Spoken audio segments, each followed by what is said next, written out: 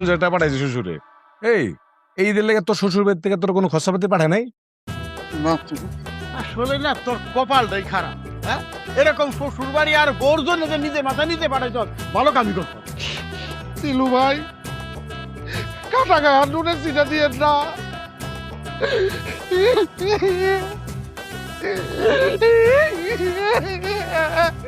এই এই জামান, ওই যে স্কুলের মাঠে গরু জবাই দিব, তোর লেগে কয় ভাগ রাখুম?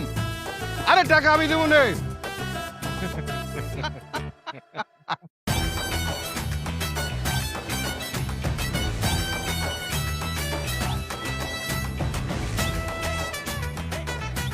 সকাল বিকাল এই যে মেকআপটা ঘষস, তারপর অত তোর সুন্দর লাগে না। একটা কাম কর, মেকআপ বক্সটা নিয়ে আইসা হিলা ফেলা, তারপরও যদি তোর একটু সুন্দর লাগে। এই গোলামের ফুট তুই কি করলি? এই চুপ!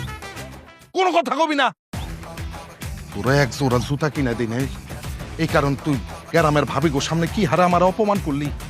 শেষ পর্যন্ত মনের দুঃখে আমি ইট দিয়ে নিজের মাথা নিজে ফাড়াইছি।